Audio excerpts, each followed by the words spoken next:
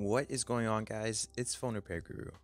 Today we're going to be restoring this Apple Watch 40mm Series 4 Stainless Steel Edition. I bought this watch for $150 Canadian as a cheaper alternative to buying one new.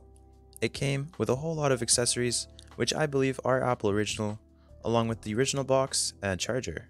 The OLED is still intact, but obviously the glass is broken. We're going to be giving the OLED to a friend who will do a glass-only repair. Once we get our screen back, we'll reinstall it. To get the OLED off without actually damaging it is extremely tricky and will definitely be a challenge. I haven't actually fixed an Apple Watch before, so we'll see how this goes. The first thing we have to do is apply some heat to loosen up the adhesive. Next, we'll take a razor blade and pry a gap between the frame and the OLED. We're going to leave the display on so we know if it breaks. Once the gap is big enough, we can use our plastic guitar pick to pry up on the display. And no, I don't play guitar. I kinda wish I knew how to though. After a few minutes of gentle prying, we can now lift up the screen. We did, however, damage the Force Touch sensor, so we'll have to get that replaced.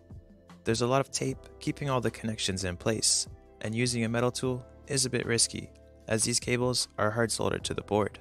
But somehow we managed.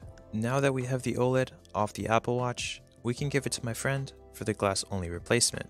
He didn't record the process, but he did send me this picture, which I guess is better than nothing. Now that we have our new screen, which is now crackless, and a new Force Touch sensor, let's install them.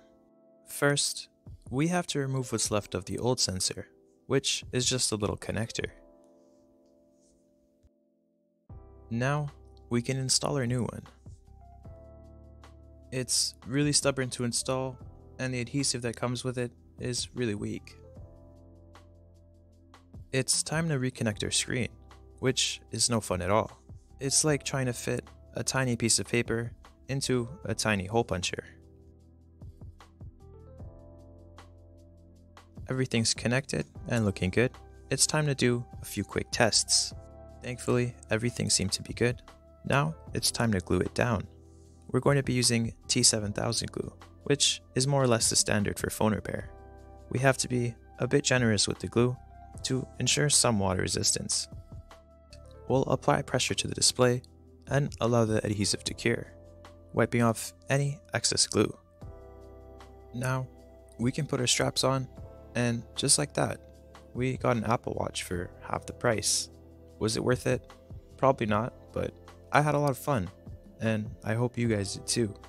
If you enjoyed the video, be sure to like and subscribe, and I'll see you guys in the next one.